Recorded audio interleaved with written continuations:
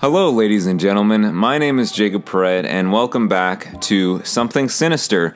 So, today's episode is going to be a little bit longer than normal. I've been waiting to do this video for a very long time, and I'm very excited to finally be able to do it. But first off, I just want to say we have reached 5,000 subscribers on this channel, and I just want to express my thanks and my gratitude towards each and every one of you who have stuck beside me despite, maybe my faulty, inconsistent, or lack of an upload schedule.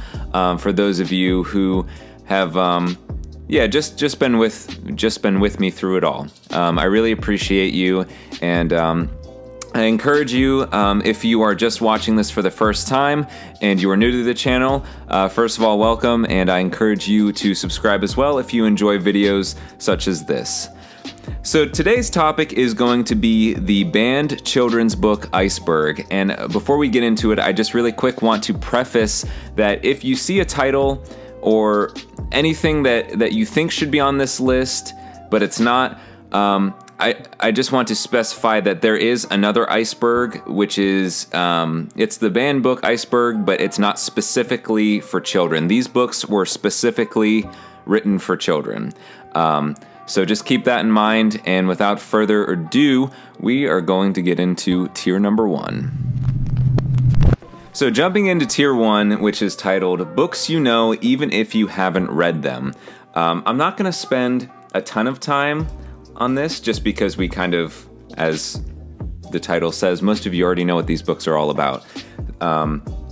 But first off on our list, we have 13 Reasons Why, which has, I guess, sort of been superseded by its television show, which I have not watched. I know a lot of people who have watched it, and I've heard many varying opinions on it, but we're not really going to get into that. We're going to stick specifically to the original book in which the show is based upon, which is essentially about a guy named Clay receiving a strange package from a girl named Hannah Baker. And in the package, it's basically like a compilation of different cassette tapes, and each of them lists audio. It's audio from her listing reasons why she ultimately decided to take her life, and Clay is actually one of those reasons. So again, pretty tame by our standards today and by some of the other entries on this list, but anything sort of dealing with teen suicide automatically is tends to be scrutinized a little bit more. Moving on, we have The Fault in Our Stars. Again, a very popular film adaptation, which I have seen. I've also read this book as well. So essentially, this book follows a girl named Hazel Grace who meets a guy named Augustus at this cancer kids support group. They both, I guess I should probably mention that, they both are terminally ill with cancer. Hazel seems to be kind of on the upward trend, and I mean, I don't know. I don't know if I should put a spoiler warning because this story's been out for so long. But spoiler alert: Hazel and Augustus fall in love, and one of them dies from their illness. And it is, I won't say who it is, I guess. But again, kids dying, kids with cancer, all sort of opened to being scrutinized more than other books. Next on the entry, we have the wonderful, the well talked about on this channel series of books called Goosebumps.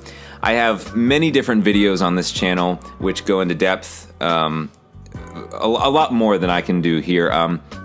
What I'll actually do is at the end of this video, I will leave on the end screen, I'll leave a link to my Goosebumps Iceberg video, which you should check out because it's really cool.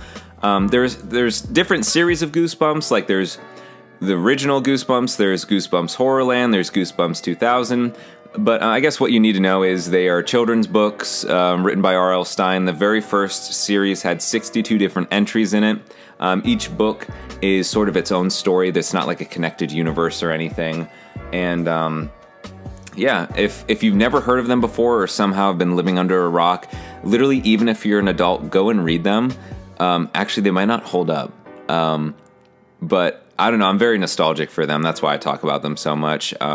And being a filmmaker, I would love to make a film adaptation of The Haunted Mask. So go read the Haunted Mask book as well. Moving on, we have Scary Stories to Tell in the Dark, which is another pretty well talked about book series on this channel. It's a trilogy of scary stories written by Alvin Schwartz, but it's mostly known for its illustrations by Stephen Gamble. I hope I'm pronouncing his name correctly. If you haven't seen these illustrations somehow, they are pure nightmare fuel. Like, you look up nightmare fuel in the dictionary and you get these images. Like, the fact that these images were somehow passed and accepted to be in children's books is somewhat of an anomaly. There's a great documentary done on the sort of the controversy surrounding these books being in school libraries and everything like that you should go ahead and check out as well. But still, yep. Moving on, we have Coraline, which is a great film, a great stop motion film. I need to stop talking about the different adaptations, like for film and everything, but because we're talking about books. So Coraline, I'm sure most of you know the story. Essentially, we have this young adventurous girl. Her and her family move into a new house, and you know, Coraline would probably describe her parents as, you know, boring, very mundane, and because of this, it sort of leads her to exploring throughout the house a little bit more to kind of cure her boredom, and she approaches a portal to an alternate reality, where essentially she has new parents referred to as, well, her mom and dad, the mother being referred to as the other mother, who are both kind of ideal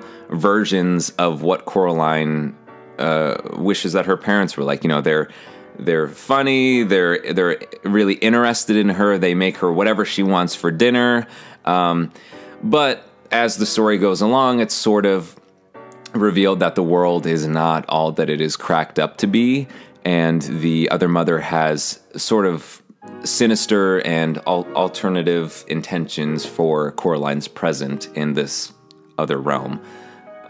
She wants to take her eyes, I guess is what I'm getting at, and put buttons where they should be. Right. Anyways, now that that's out of the way, we have Matilda, which is a children's book written by Roald Dahl, a very famous children's author. He made Charlie and the Chocolate Factory, Fantastic Mr. Fox, a whole bunch of different titles. And I remember reading, I'm surprised that The Witches is not on this list, but The Witches is another sort of spooky children's book written by Roald Dahl that kind of scared me when I was younger. Much more than Matilda did. I think that these two should be swapped, but again, I didn't make the list. So Matilda is a young girl who is kind of the polar opposite of her family. Her family is full of, like, her dad's a car salesman who's constantly, like, ripping people off. Her mom is obsessed with beauty and self-image and herself and everything. And, you know, they like to sit around and eat dinner around the TV and don't really talk or engage in intellectual conversation. And meanwhile, we have Matilda, who is reading Charles Dickens when she's, like, I don't know how old, like 5 or something like that. So she's very different. And not only is she different from an intellectual standpoint, but she also sort of realizes throughout the course of the book that she has like telepathy. I can't telepathy. I have a hard time saying that word. She can move things with her mind, and she finds that it is sort of based on her anger and her emotions, I guess I should say in specific. The school that she goes to, the principal there, Mrs. Trunchbull, or Ms. Trunchbull, she is basically this very large woman who looks like a bodybuilder and flings students around with their pigtails, or by their pigtails and everything. And it's very whimsical, and she's sort of like the main antagonist in the story. And it's really good. You should definitely read it. Definitely watch the film if you haven't.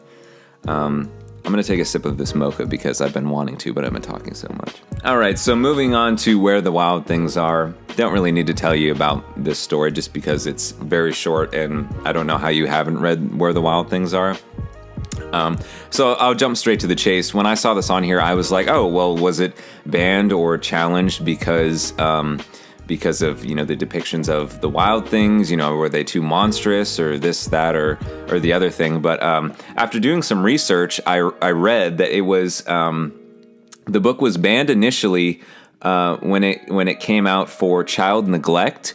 And they're referring to the instance in which Max is misbehaving and he is sent up to bed without any dinner. I guess a lot of people saw that as child neglect, and that should be the sole reason that no one ever read this book, which, I don't know, people will always find something. Moving on, we have The Hunger Games, which is, I think it was originally a trilogy of books. My fiance is probably watching this, and she's like a Hunger Games fanatic, so she's probably like, it's not actually a trilogy. There's 5 books in total or something like that. But pretty much what you need to know is that this is sort of, this story takes place in like a dystopian future where people live in different districts, and it's sort of like, oh, the poor, lower class people live in the districts, and the rich people live off in the sky somewhere. And the rich people come down to the districts. I think it's once a year, each year, and they select one boy and one girl to go compete in the Hunger Games, where essentially the rich people watch the children kind of hashed out in like a battle royale type stance. Excuse me. And our main character is Katniss Everdeen, and we kind of, I think throughout the trilogy of the books, her arc is, I actually haven't read these, by the way. Her arc is watching her sort of like come to overthrow the powers that are behind the Hunger Games. So kind of interesting, but it's children killing children, and that's why it is so challenged. Alice in Wonderland, sort of, I actually feel like a lot of people should know about this, but probably not a lot of people have read Alice in Wonderland. All you need to know is that there's a girl named Alice, and she follows a rabbit down a rabbit hole, and at the end of the rabbit hole, at the very bottom, is this magical, mystical land known as Wonderland. And I sort of had a difficult time pinpointing exactly why this book was so challenged, but I think it might have to do with the sort of implied psychedelics of the story. Like, we're talking about, you know, talking animals, and the caterpillar smokes like a hookah or a pipe or whatever it is. So drug use, maybe? I'm not sure. Next, we are moving on to Twilight.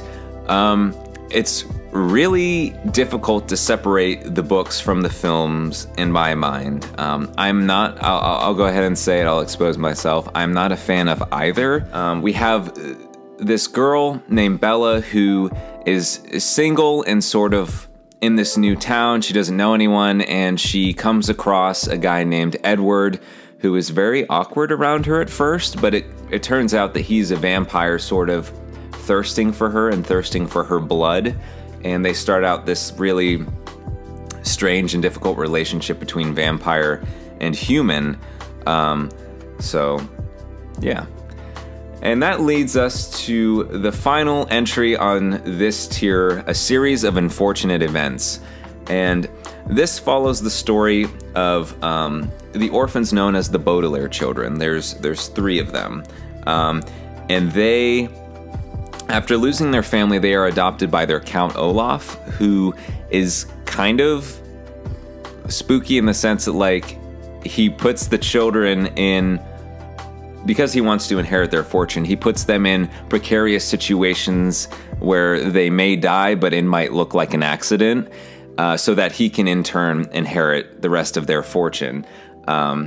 It's written by Lemony Snicket, and yeah, I mean, I think the author kind of repeats. I do remember reading sort of the first one when I was in like 3rd or 4th grade, but he repeats that like everything sucks, and like this book is going to make you really sad. like, I don't know verbatim or like word for word what it is, but I'm pretty sure like you open the book and it's like, if you want to find a wonderful story about a puppy running in a field, well, this is not the story for you. Life sucks. Okay, you made it. On to the next tier. All right, tier 2, darker and less well-known, but still mainstream. So a lot of these titles you're probably going to be familiar with, but we'll go over them as best as we can. And I will warn you that from this tier on, I might be reading some of the synopses online that I've compiled, because once you start getting like lower and lower, I'm gonna be honest, some of these titles just start to like bleed together and the stories bleed together. But these ones are still pretty tame. So first we have Bridge to Terabithia. In this story, we pretty much have two friends named Jess and Leslie. They're both kids, and they strike up a friendship because I think they both run cross country at school, and they sort of, the woods by their house, they sort of create this fantastical land called Terabithia, where, you know, it has a lot of your common fantasy-like elements, you know, like talking creatures and animals and like this and that.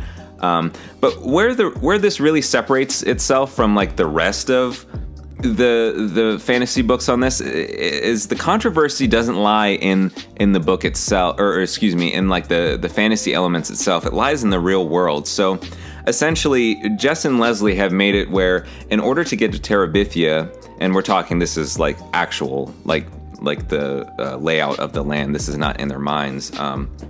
In order to get to Terabithia, you have to, once you're in the woods, you have to swing on a rope across like a creek or a river. And pretty much Jess is out one day and Leslie decides to go to Terabithia on her own. And as she's swinging, she somehow falls into the water and drowns and dies. And as if, you know, that wasn't horrible enough, you know, Jess sort of blaming himself for not being there and this and that. He is also concerned for where Leslie is going now that she is dead, whether that be heaven or hell. And there's a lot of religious undertones to this. It's sort of, I think, comparable to like C.S. Lewis and the Chronicles of Narnia and stuff like that. So moving on, we have Perks of Being a Wallflower, which I know I said I would stop talking about it, but I absolutely love this film. And I actually love the film so much that I went to go read the book adaptation and I couldn't finish it just because I was like, wow, they really nailed the characters, and everything that I could have wanted from this story is in the movie. And now that the book's a little bit different, the characters are a little, you know, their depictions are a little bit different, I'm not as interested. But Perks of Being a Wallflower is essentially about this freshman named Charlie who is, he's mentally ill, you know, dealing with depression and suicide and everything, and we kind of follow him as he befriends these two seniors who kind of help bring him out of his shell. He is obviously characterized as being a wallflower, or someone who, you know, sits against the wall at the school dance and like watches everyone else have fun. They kind of help bring Charlie out of his shell, but unfortunately, because they are seniors, they have to move away to college at the end of the year, and Charlie has to continue going through high school, which he's had such a hard time with prior to meeting them, on his own. And so I think you can kind of get the picture. It's a really great story. Yeah, sort of talking about teen, you know, mental illness and stuff like that. Moving on, we have The Giver, which from what I understand was like a really popular a book to read in like high school, whether it be like 7th or 8th grade, like you'd read it as a class. I never got the opportunity to read it, but I think it was like in 7th grade, if you were part of the, I don't think we had AP classes back then, but like the excelled English class, you were reading The Giver. I was not in that quite yet. So I have not read The Giver, but it's another one of those books or one of those stories that's set in like a dystopian future. And this story kind of captures the idea of like fascism, or like, you know, everyone has to follow everything a certain way. I think it's in the description, it describes like the color has been erased from existence, and you know, everything follows like conformity, I think is the word that I'm looking for. But there is someone who is known as a giver who sort of harnesses all of this color and life, and sort of shares this with people through memories. And we sort of follow this 12-year-old kid named Jonas who is going to be indoctrinated to being the giver, and we're following sort of his process of doing so. Holes is basically the story of a young juvenile teen who is convicted and then sent to this desert to perform manual labor. And that manual labor comes in the form of digging holes in the desert. And it's sort of kind of hinted at through the synopsis that the boys who are there, including himself, all the other juveniles, are digging holes for the warden specifically because he's looking for something. And so I think because we're talking about, you know, juvenile delinquents and stuff like that, it's probably why it's on this list. The Graveyard Book is one that I'm sort of unfamiliar with, so this is one that I'm going to read the synopsis for. So it says, Nobody Owens, known to his friends as Bod, is a perfectly normal boy. Well, he would be perfectly normal if he didn't live in a graveyard, being raised and educated by ghosts, with a solitary guardian who belongs to neither the world of the living nor the world of the dead. There are dangers and adventures for Bod in the graveyard, the strange and terrible menace of Sleer, a gravestone entrance to a desert that leads to the city of ghouls, friendship with a witch, and so much more. So we're kind of talking about children and associating them with the paranormal, whether that be ghosts or creatures, you know, stuff like that. Charlotte's Web, another really popular book, children's book. So we have a pig who is facing slaughter, and who is initially saved by I forget what the young girl's name in the story is, but Wilbur is saved by her because he's like the runt of the family and everything. And as Wilbur is growing up, and it's sort of becoming, you know, more and more time for Wilbur to go to slaughter, there's a spider in the little barn that he's in, sort of writing notes in the webbing, describing the pig in an effort to try and save his life. The spider's name is Charlotte, hence the name Charlotte's Web. Yeah, sort of writing, you know, adjectives to describe the pig, such as humble or radiant. But what I found, the reason that this story was banned initially, and I think this is really dumb, but in 2000, I think it's dumb to ban most books, sorry. In 2006, Kansas banned Charlotte's Web because talking animals are blasphemous and unnatural, and passages about a spider dying were also criticized as being inappropriate subject matter for a children's book. They'll really look for anything. The Book Thief has a very popular cover that I always remember seeing in the libraries when I was younger, but I never got to read it. This book is set during Nazi occupation in Germany during 1939. Pretty much, if you don't know, at the start of the war, when Hitler, or I guess the start of the rise of the Third Reich, when Hitler was trying to bring or get together his army, they hosted book burnings, where essentially you would take all the literature in the town and throw them in a pile of fire. And the reason that Hitler did this was because he wanted to control what his people were taking in, because if people can take in information and then interpret that information by themselves, then that means that they are free thinking, and when you're trying to rule over people and get them to do whatever you want them to do, you don't want them to do that. You don't want them to think freely. So The Book Thief is essentially about a young girl named Liesel who is stealing books and sort of saving them from being destroyed. So moving on, we have Warrior Cats, which I substitute teach a lot, and I see kids reading this. And from what I understand, it is a series of novels that were based on the adventures and the drama of multiple clans of feral cats. That's about the extent to which I know, and I don't know. I assume it's on there for maybe possibly like animal violence or something of the sort, violence in general. Moving on, we have Looking for Alaska, another book by John Green, very controversial figure. John Green also wrote The Fault in Our Stars. Looking for Alaska follows a boy who sort of falls in love with this girl who he's never met before, and I think they share one romantic evening together, and then after that she disappears, and hence the name Looking for Alaska. But this book was the #1 challenge book of 2015, and the reason for that is because I guess there's a certain sexually explicit scene involving oral sex. So make of that what you will, and let's move on. So The Outsiders, I did read The Outsiders in 8th grade, and it's a really interesting book about these young rival groups. We have the Greasers, who are sort of like, if you've ever seen Grease, you know, they wear the leather jacket, white t-shirts, you know, cigarette in the whole thing, and, you know, hair and whatnot. We have the Greasers sort of rivaling with the popular kids known as the Socs. Soc is short for social, meaning, you know, popular, this, that, whatever.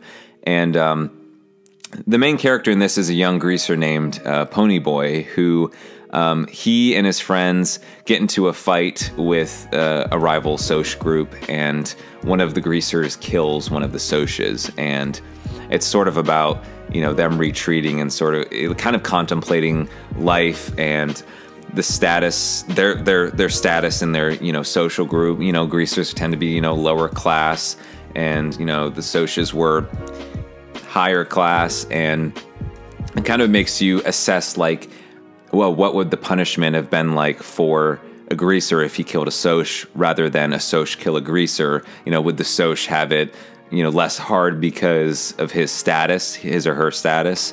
I don't know, but it's a really good classic book.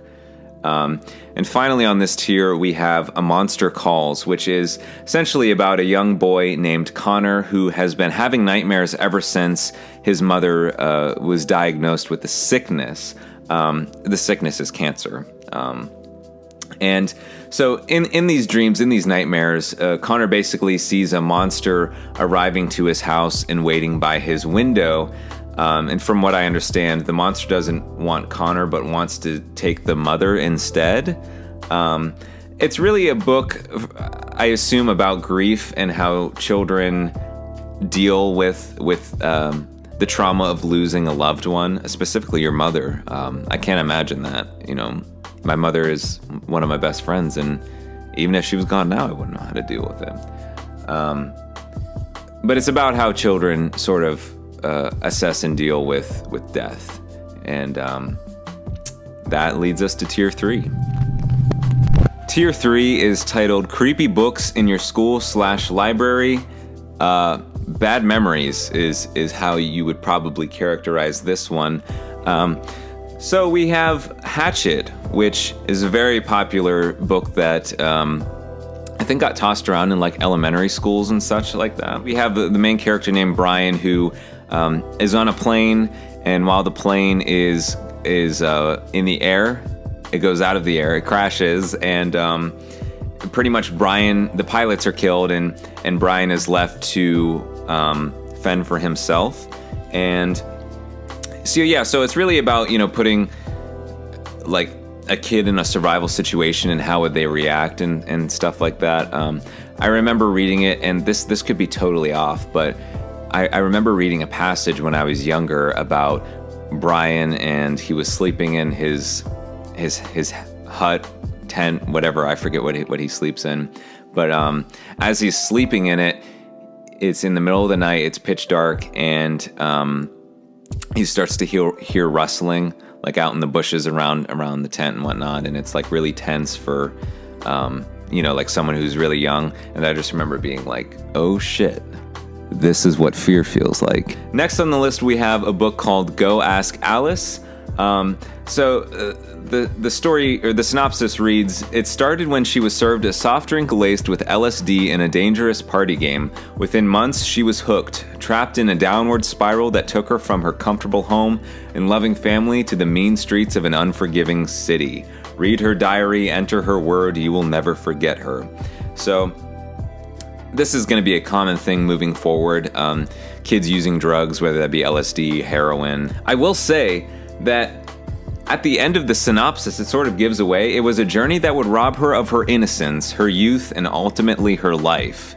So, spoiler alert, you didn't hear it from me, you heard it from Goodreads or wherever I got this from. She dies, maybe? I don't know. The face on the milk carton. Okay, so this story, I really like the idea of this story. So we're kind of dealing with children kidnappings. If you don't know, like back during the 50s or whatever, whenever a child was missing, it wasn't unusual to see like a "Have you seen me?" like in like a picture of the child like on the back of a milk carton, just because those were distributed, you know, throughout neighborhoods, and pretty much everyone had one, and it was a good way of looking for people, I guess. But what's really interesting, the 15-year-old girl who is the main character of this story is going about her life until one day she finds a milk carton, and with the "Have you seen me?" or the missing sign, it's a picture of her face, and she sort of comes to the conclusion that that the parents that she has now aren't actually her parents, and that she was kidnapped by these people, which is a really cool idea. Next, we have Where the Red Fern Grows, and holy shit, this book fucked me up as a kid. Pretty much, we have what's the main character's name? His name is Billy. Billy was his name, and he comes across two dogs named Old Dan and Little Ann, who the three of them kind of grow up together and become really good at hunting. I forget what type of dog that is as well, or what kind of dogs they were. But they were hunting dogs, and they were really good at what they did, and I'm pretty sure they compete in contests and stuff like that. But pretty much, at the end of the story, I don't know if it's Little Ann or Old Dan. One of the dogs dies, and it's really sad, it's really heartbreaking.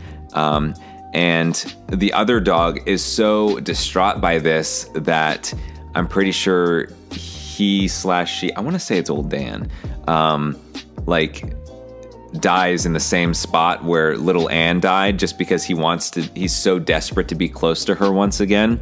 And once the dogs die and eventually, you know, pass away and whatnot, a red fern starts growing from where they passed away. But sort of it introduced to me the mortality of animals and such like that, because like you always assume when you're younger that when you have a dog or a cat that they're going to live forever, and then you read this book and you realize, wow, they're not going to live forever and life fucking sucks. Next up on the list we have The Velveteen Rabbit, which is about a young sick boy who sparks a relationship with this velveteen rabbit. And I'm pretty sure the rabbit is depicted as being alive and sentient, even though it's like a stuffed animal pretty much. And I'm not sure what sickness the boy has in particular, but I just know that when he gets better, the doctors are pretty much instructing whoever the younger boy is with to burn and destroy everything that he touched, because it might have the bacteria or the disease that he had on it. And they obviously don't want it to spread. So eventually, as things are being destroyed, the Velveteen Rabbit must be destroyed as well. And there's that. Call of the Wild, I think, is sort of similar to Hatchet in the sense that like it's about survival. And I guess it's based on the author's experience as being a gold prospector in the Canadian wilderness. It's the tale of a sled dog and pretty much its struggle for nature and survival. There's lots of detailed dog fights, and I'm sure that there's maybe some blood and gore depictions, which, as we creep further and further down the iceberg, are going to become much more prominent. A Wrinkle in Time is, the synopsis reads, out of this wild night, a strange visitor comes to the Murray house and beckons Meg, her brother Charles Wallace, and their friend Calvin O'Keefe on a most dangerous and extraordinary adventure, one that will threaten their lives and our universe. And that's as far as I know story-wise, but I read that in 1990, specifically in the state of Alabama, They challenged the Anniston schools for sending mixed signals about good and evil, as well as a parent complaining that the book listed Jesus Christ with other artists and thinkers, which I don't know why, but make of that what you will. The Edge Chronicles, another children's book series that is very heavy on like the the fantasy element, sort of like Lord of the Rings, but for kids. So it's about this young boy named Twig who is abandoned at birth, and he is sort of brought up by these fantastical creatures, and we kind of follow him as he sets out into the world. It's sort of one of those situations where you're like, okay, it's dangerous out there, but if you stay on the path, you will be A-okay. Well, young Twig doesn't do what he's told and strays off the path, gets himself into trouble. Fantasy violence, that's why it's on here. I guess on the common trait of dogs and dogs dying, we have Old Yeller, which I don't think I have to give much of an introduction to.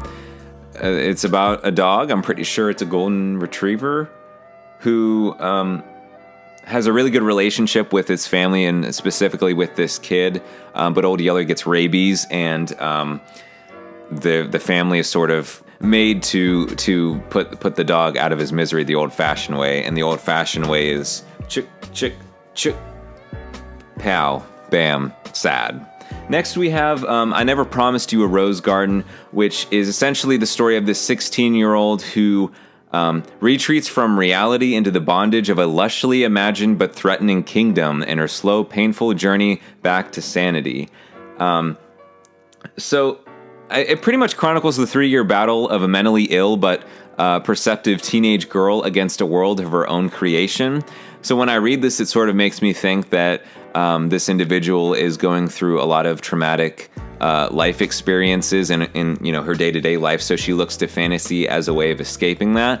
The only unfortunate thing about doing that, though, is that you can try and retreat all you want, but at the end of the day, you're still going to have to come back to reality, and that reality is not always pleasant, which is a difficult concept. And what's really interesting is the author actually wrote this book as a means of telling a fictionalized version of what her actual schizophrenia feels like. Life as we knew it. So Miranda's disbelief turns to fear in a split second when a meteor knocks the moon closer to the Earth. How should her family prepare for the future when worldwide tsunamis wipe out coasts, earthquakes rock the continents, and volcanic ash blocks out the sun? We're essentially looking at a family pit into another survival situation, sort of asking or begging you to answer the question, well, what happens when we reach the end of the world? And the survival, like I said, involved with that. Ketchup Clouds follows a 15-year-old named Zoe who has a dark secret that she can't confess to anyone. But then one day she hears of a criminal, Stuart Harris, locked up on death row in Texas. Like Zoe, Stuart is no stranger to secrets or lies or murder. Full of heartache yet humor, Zoe tells the story in the only way that she can, in letters to the man in prison in America. Armed with a pen, Zoe takes a deep breath, eats a jam sandwich, and begins her tale of love and betrayal. So basically, I think we have this young girl becoming pen pals with a criminal or a murderer.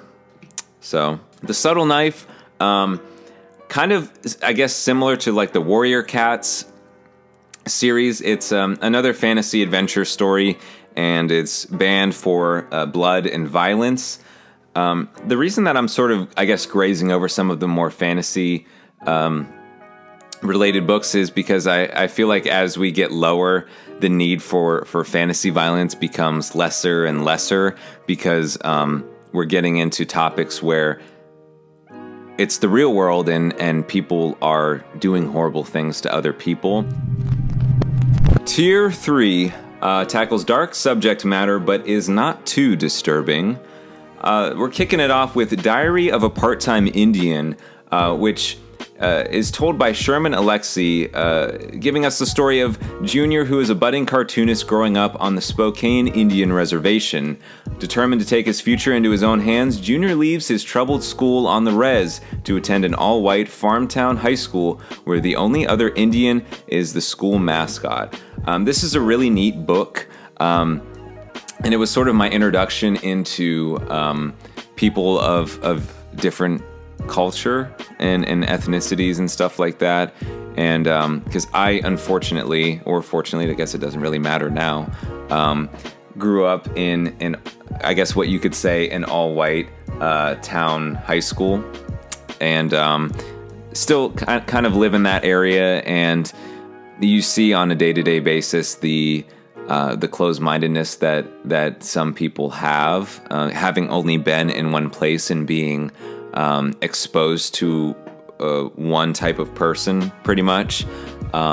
So this was a good introduction to diversity. Speak is our next entry, and it is a wonderful book. Not wonderful in the sense of its subject matter, because its subject matter is very bleak and it's very adult, but it is very beautifully written. And it's basically about the story of a freshman named Melinda she's friendless, she's an outcast, and pretty much because she busted an end of the summer party by calling the cops. So everyone thinks she's a narc and everything, and no one's talking to her or listening to her. And it's unfortunate because around this time she is raped, and not only is she being ignored by everyone around her because of that, but now that she has this big secret that is already difficult to talk about enough as it is, she is really struggling because she feels like she has no one to go to. It's sort of about Melinda's journey to finding her voice and realizing that being silent is not something that she is interested in doing.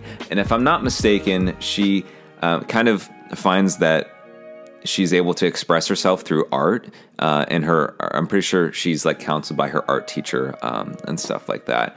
Very good book. I'd highly recommend it. Next on the list we have The Diary of a Young Girl, which very famous book. Obviously, hope you're aware of what it is.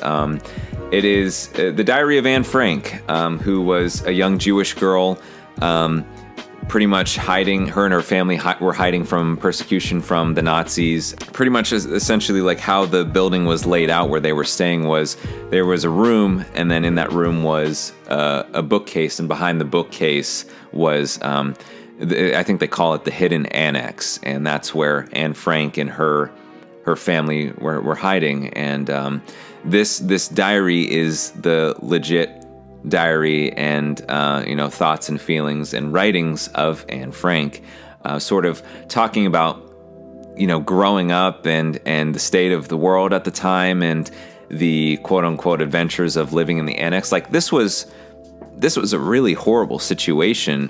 Like not only are you stuck in this cramped, weird attic space. It was in an office building. I just remembered that. And but you also you have to be quiet. You have to be, it's almost as if you don't exist, because if someone finds out, then they're going to alert the Nazis, and the Nazis are going to come and ship you off to a concentration camp. And I'm sad to say that Anne and her family were, I'm pretty sure, on the last cart that was sent over to the concentration camp where she passed away. And it's a really sad ending, but the book is life-changing. Lisa Bright and Dark is about Lisa Schilling. She's a 16-year-old who is described as smart, attractive, and she is slowly losing her mind. Some days are light and everything is normal, and during her dark days she hides deep within herself and nothing can reach her. Her teachers ignore what is happening. Her parents deny it. Lisa's friends are the only ones who are listening, and they walk with her where adults fear to tread. This is a classic novel of a teenager's descent into madness in the tradition of Go Ask Alice and I Never Promised You a Rose Garden. And it has remained a bestseller for close to 30 years. Moving on, we have Killing Mr. Griffin, which is a really strange book about these kids sort of banding together and contemplating on the idea of killing their English teacher, who is really tough, really strict, and they are afraid of him. And, I guess they kind of contemplate the idea of like kidnapping him, showing him, teaching him a lesson. Maybe if perhaps not killing him, teaching him a lesson would soften him up. But I guess you just have to read the book to see how that goes down. Rules of survival. For Matt and his sisters, life with their cruel, physically abusive mother is a day-to-day struggle for survival. But then Matt witnesses a man named Murdoch coming to a child's rescue in a convenience store, and for the first time he feels a glimmer of hope. Then, amazingly, Murdoch begins dating Matt's mother. Life is suddenly almost good. But the relief lasts only a short time when Murdoch inevitably breaks up with his mother. Matt knows that he'll need to take action. Can he call upon Murdoch to be his hero, or will Matt have to take measures into his own hand? And this is a common theme that we're going to start seeing as we get into the final two, sort of parents taking advantage of, or I guess abusing their children. I don't know the extent to which Matt is and his sisters are abused in this story, but it's there.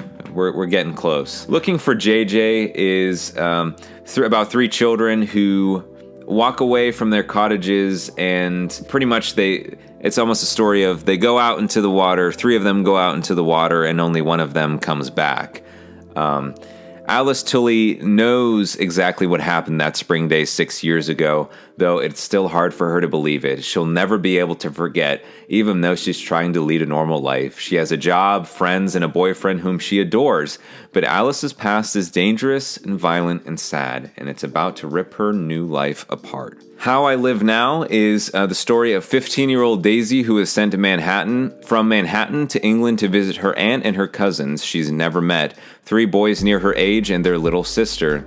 Her aunt goes away on business soon after Daisy arrives. The next day, bombs go off as London is attacked and occupied by an unnamed enemy. As power fails and systems fail, the farm becomes more isolated. Despite the war, it's a kind of Eden with no adults in charge and no rules. A place where Daisy's uncanny bond with her cousins grow into something rare and extraordinary. But the war is everywhere, and Daisy and her cousins must lead one another into a world that is unknown in the scariest and most elemental way. There is a book on the regular banned book Iceberg called, I don't know if it's called Garden of Stones, but essentially it's about the parental figures in the house dying, and the kids sort of not telling anyone that their parents are dead and opting to say, hey, you know, no parents are around, we can sort of do whatever we want, we are the parents. And I kind of get the vibes from this, and which I think is a really interesting concept as well. Runaway is the next book, pretty much talking about I forget what the name of the LSD book we were talking about, but it's about a girl who becomes addicted to heroin, and she is very young and should not be doing that. Lessons from a Dead Girl, kind of similar to similar vibes, I guess, to The Lovely Bones. We have a girl who is dead, and a person, her name's Leah, she's the main character. We have another character named Lane who is sort of assessing her death, Leah's death, and thinking to himself, what lessons have I learned and can I learn from her life and whatnot. If You Find Me is another interesting book, kind of about children being kidnapped by their parents.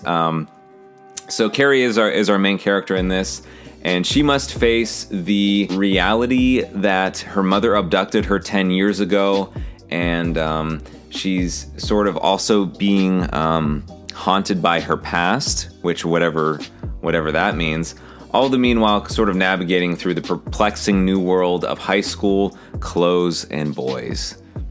The 3 main essentials: high school, clothes, boys. Crank is another book sort of about childhood, adolescence, and addiction. Only I think the drug of choice in this is crystal meth, or as it's referred to, crank.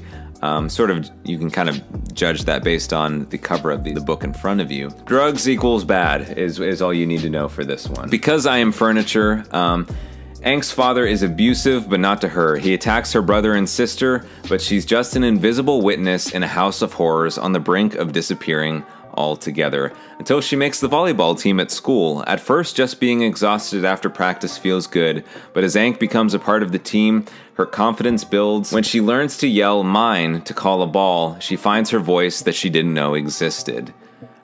So sort of, I've always thought when I was seeing that cover, or when I was seeing that title, that it was interesting because I am furniture, but sort of, I think, lending to the idea of being unnoticed. You know, when you walk into a living room, you notice furniture, but you don't think twice about it. And that's how this main character feels. The house that Crack built, I love the synopsis for this. With a beat reminiscent of hip-hop or rap music, a well-known nursery rhyme is brilliantly transformed into a powerful poem about the tragic problem of illegal drugs and its victims. From the harvesting of coca plants to dealers and gangs to the innocent crack babies born every day, cocaine's journey is starkly traced from beginning to end. Again, sort of wrapping up this tier with the idea of adolescent drug use. Crack cocaine. I think we've covered like almost all of the main drugs in this tier. So as we move into tier 5, just a trigger warning, things are going to get a little bit more violent and a little bit more edgy, so be prepared.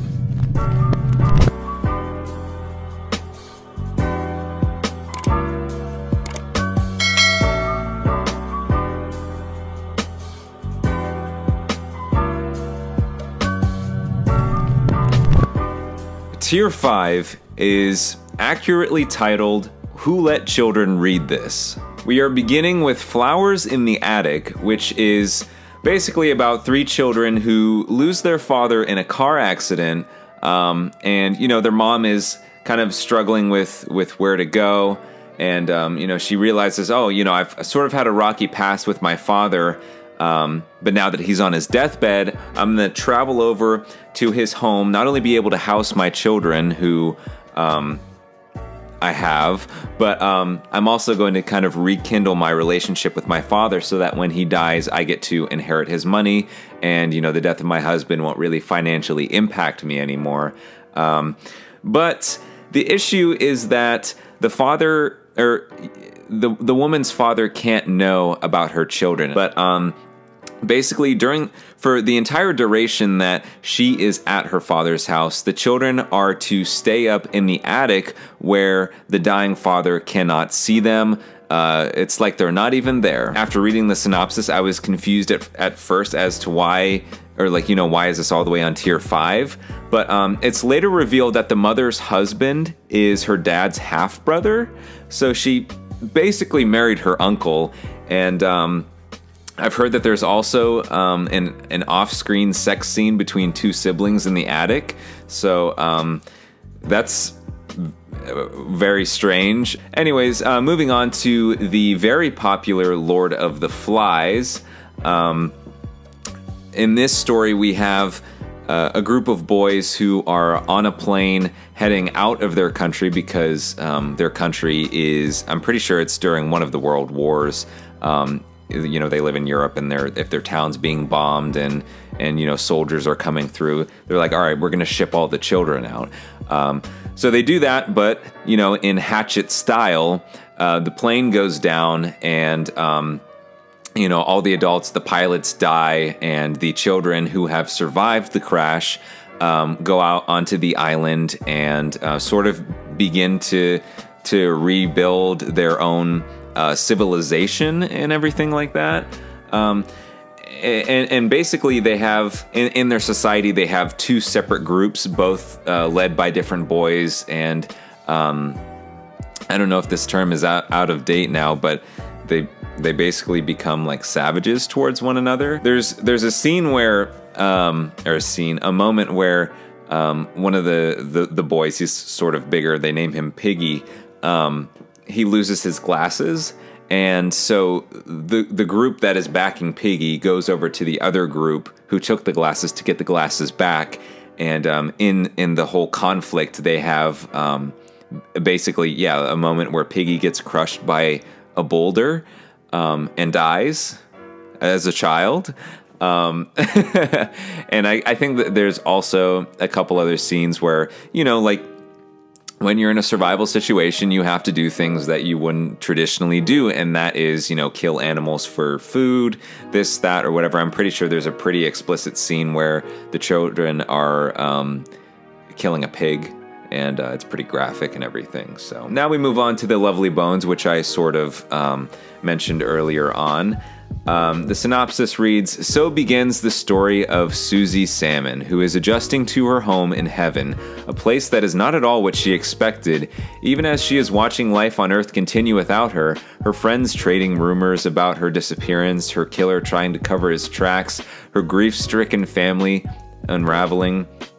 Out of unspeakable tragedy and loss, the Lovely Bones succeeds miraculously in building a tale filled of hope, humor, suspense, and joy." So this is essentially the story of someone, of a young girl who has passed away and is sort of reflecting on life as it goes on without her. Brings us next to Junk, where two teens fall in love with each other, and heroin.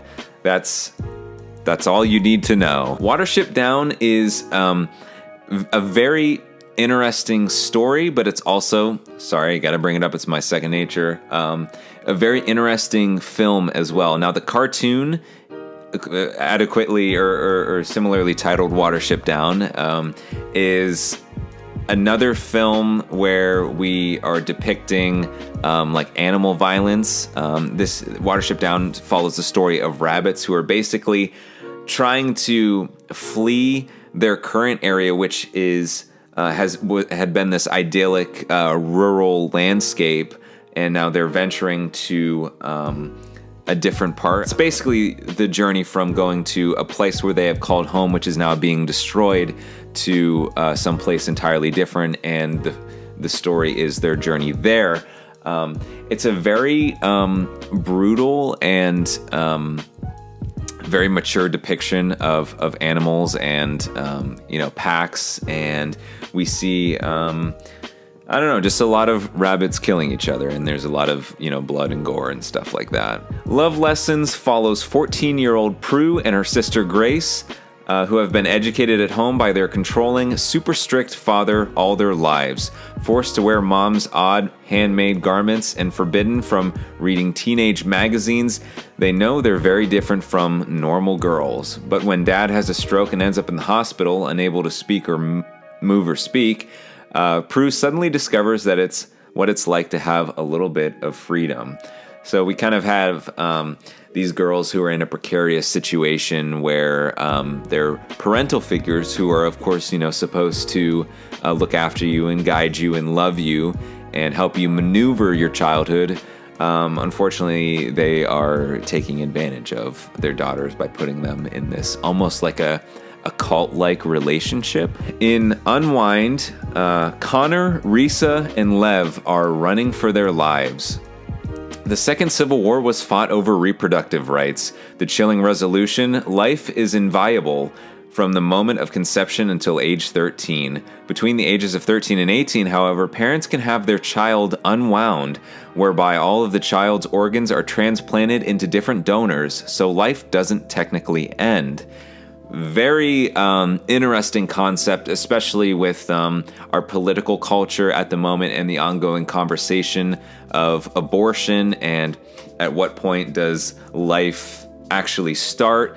You know, all the truth that's in me. 4 years ago, Judith and her best friend disappeared from their small town of Roswell Station. 2 years ago, only Judith returned, permanently mutilated, reviled, and ignored by those who once were her friends and family. And if you didn't know, which you probably don't, when Judith comes back, as we've established, she is permanently mutilated. What does that mean exactly? Well, they cut her tongue out, and she is unable to speak. So that's a lovely image. What Mr. Matero did, Matero, hopefully I'm pronouncing that correctly, this is essentially the story of a band teacher, I believe. I think he's a band teacher, Mr. Matero, who has some allegations against him. These allegations are from the 7th grade girls at the school, and they are sort of trying to muster up the courage to speak out about what exactly Mr. Matero did, which I I'm not going to tell you explicitly. I think I can leave it up to your imagination and you'll get the gist of it. But it kind of brings into question, the concept of victims speaking out about what happened to them and how we as a society tend to judge them, and why being abused changes your life forever as it is, but how speaking out can change your life in different ways, and almost potentially is equally hazardous ways as well. Breathe My Name follows Frances Robinson, who's a high schooler. She lives a quiet suburban life far from her horrifying past. When she was a child, her birth mother smothered her 3 sisters, and through pure luck, Frances survived. Now her mother has just been released from prison, and she wants to see Frances. A work of art is about a shy, artistic girl named Tara who can't wait to attend her prestigious art school in France to prove to her famous artist father that she can make something of herself. But Tara's hopes for the future explode when the police arrest her dad for an unspeakable crime. And that unspeakable crime happens to be CP. Hopefully or he had possession of CP.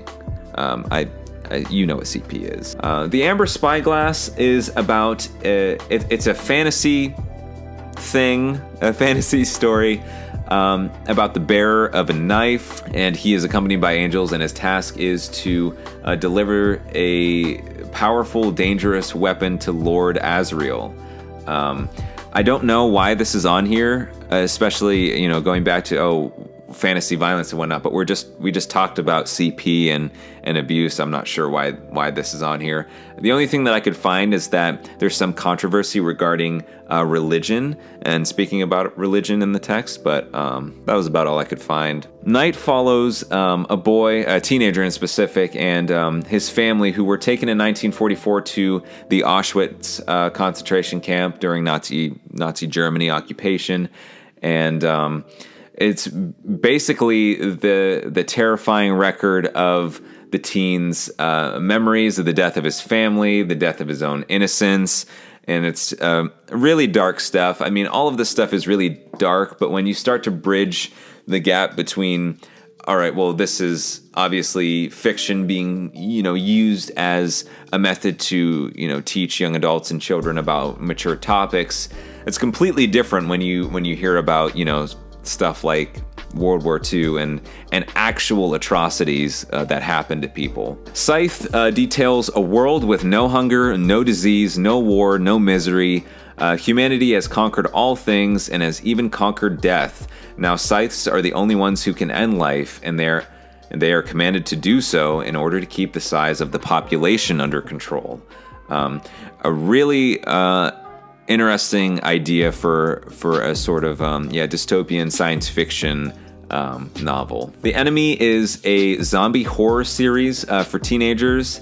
Everyone over the age of 14 has succumbed to a deadly zombie virus, and now kids must keep themselves alive. Again, sort of going with the idea that without adults in the equation, the children must mature at a much faster rate and basically look out for themselves and the dangers that are associated with that.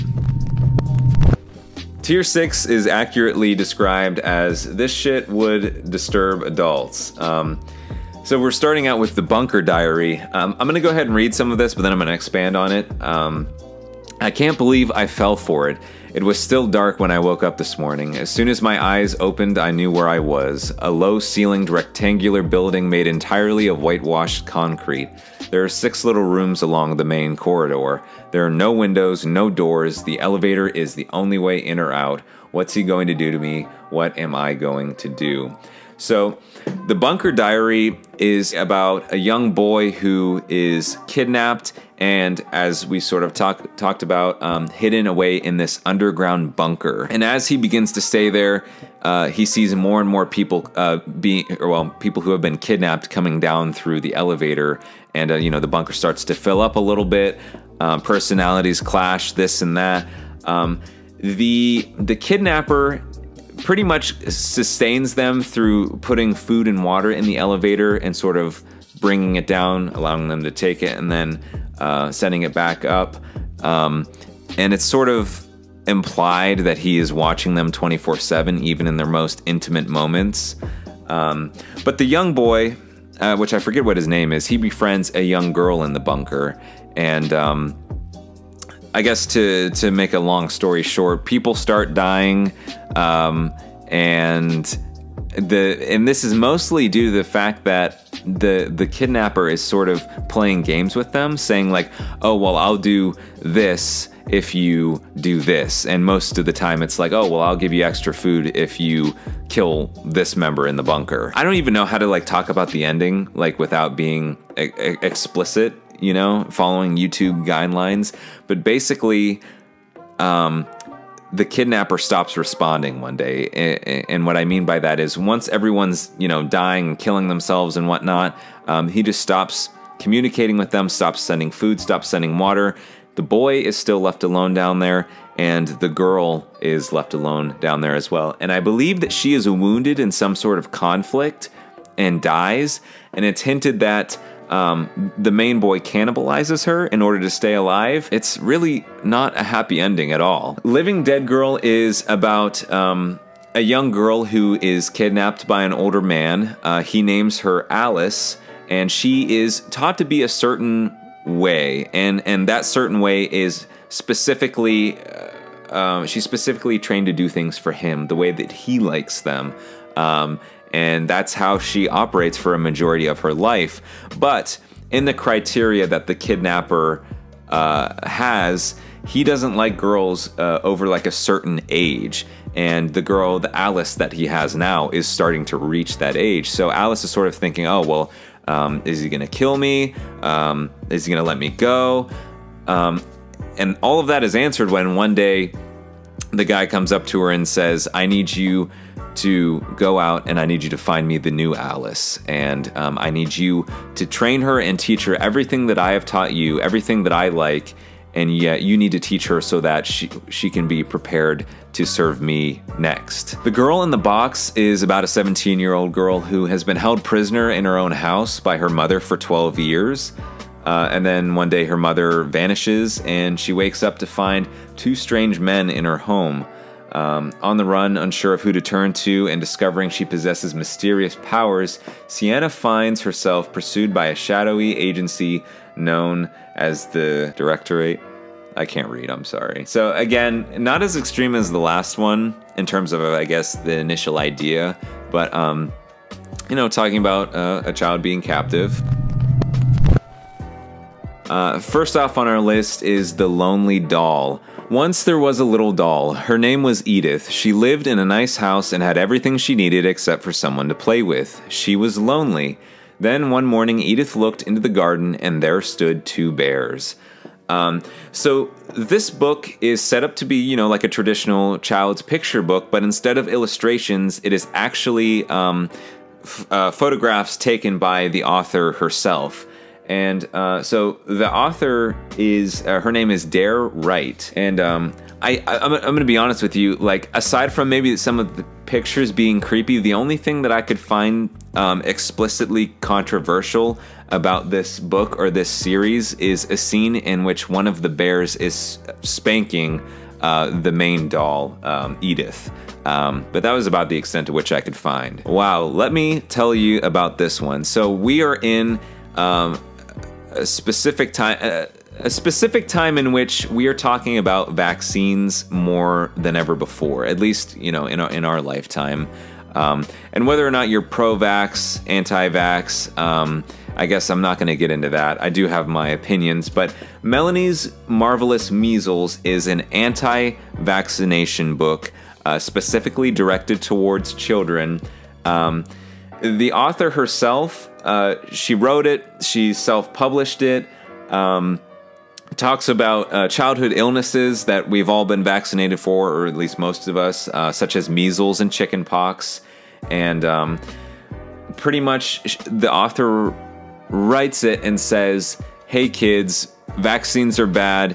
If you have measles, they're marvelous. If you have chickenpox, they're great. Embrace these attributes. And her motivation for doing so, and if you looked in like the front page, like where, normally you would have some dedications. The author dedicated it to her son, who she says she lost due to implications involved with getting him vaccinated. Johnny the Walrus. So Johnny is a little boy with a big imagination. One day he pretends to be a big scary dinosaur.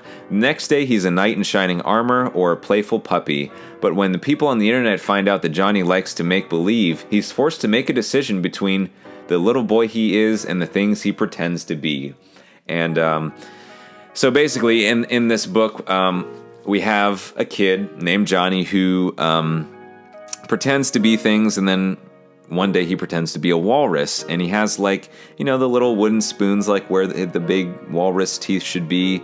He wears like oven mitts and stuff like that, and he basically decides from this young age that he wants to be surgically turned into an actual walrus. And the idea that the author is getting at is that he sort of compares the imagination of being a walrus to the imagination involved with being transgender, and saying how kids aren't young enough or mature enough to make life-altering decisions, such as, say a boy who feels like they're a girl, and then, making the steps to transition into being a girl. He's sort of commentating on that, which is really heavy stuff to begin with, but especially for kids. And our final tier, ladies and gentlemen, we've made it this far. Tier 8 is titled Obscure/Demonic. First on our list is Don't Make Me Go Back, Mommy. And I'm going to go ahead and read you what Goodreads has to say about this. The words of the text and the objects and situations illustrated are based on months of intensive research into the nature and practice of satanic ritual abuse. Any child who has been ritually abused will recognize the validity of this story. So if you don't know, satanic ritual abuse was, I don't think so much anymore, but back during like the late 70s and into the early 80s, there was something known as satanic panic, where essentially a lot of middle-class, white-collar workers, blue-collar workers as well, were sort of afraid that there were cults in their neighborhood and in their day-to-day life conspiring to convert them and their children into not only practicing like satanic rituals and Satanism in general, but they were also like sacrificing children and animals and stuff on the regular. So Don't Make Me Go Back, Mommy details the story of a child who he's at daycare, and some of the, I don't know if they're teachers or instructors, people who oversee the daycare, they are plotting to use the main character, use him in a ritual, or convert him, or something of the sort, which is a very bizarre idea. I did find a reading on YouTube. Again, this is one that I would recommend that you go check out because it's just so interesting, and just so bizarre. The Iceberg lists this as Uncle Pete, but the book is actually called Alfie's Home, and I'm not going to go too deep into it because I think you can kind of guess. All I'm going to say is that Alfie is a young boy, and he has a creepy uncle who is very friendly with him, and sort of teaching children that behavior is not appropriate, and if this is happening to you, no, it's not normal. So that's all I'm going to say on that. And finally on our list, we have Hiroshima no Pika. August 6th, 1945, 8:15 a.m., Hiroshima, Japan. A little girl and her parents are eating breakfast, and then it happened.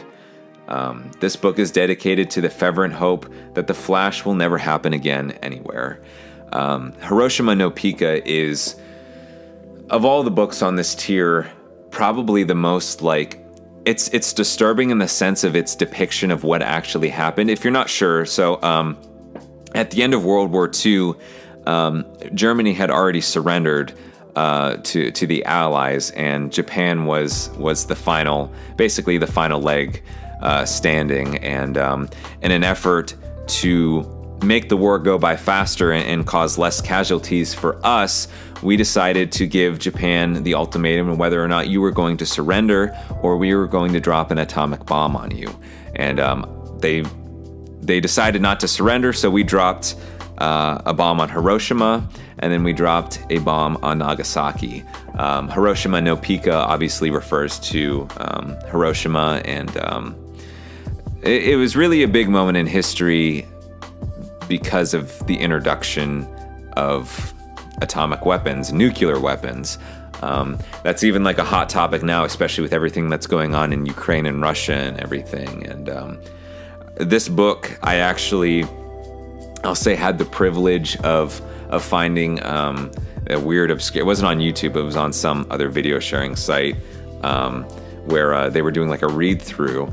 And the biggest thing is like seeing the depictions and the illustrations of all the people on fire and burning. Like, if you weren't impacted by the bomb, which I don't want to say you were lucky, but you were almost lucky if you were impacted directly, because it was over like that. Whereas if you were hit by the surrounding area, you were either injured physically or mentally from seeing, like I said, all the people, your friends, your family, your neighbors burning and on fire.